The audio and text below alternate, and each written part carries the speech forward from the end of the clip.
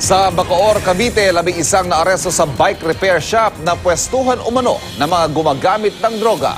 Narito ang unang balita sa probinsya.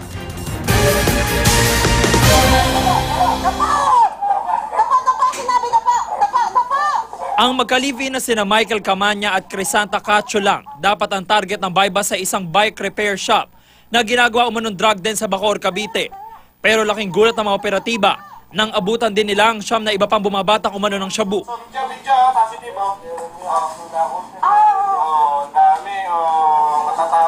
Ayon sa mga pulis, ikinasang operasyon dahil sa mga ulat ng kahinahinala umanong dami na dumarating sa shop. May tumawag sa atin, maliban doon sa report na ibinigay sa atin, na nagtaka sila kung bakit paiba-ibang dumadating doon ng mga nakabisiklita. Ngayon napansin naman nila doon, yung iba doon na nabibisiklita, wala namang pinapagawa. Aminado gumagamit ang magka-live-in at aminado rin pwestuhan ng mga bumabatak ang kanilang repair shop.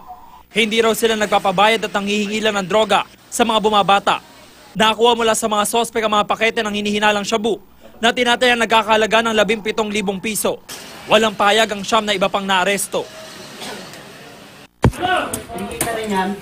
Wala rin kawala ang mag-asawang sina Abraham Burahan at Menta Burahan na pangunahing target ng bypass operation sa General Trias, Cavite.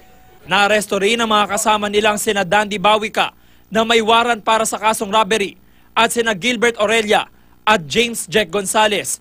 Walang payag ang mga naarestong sospek.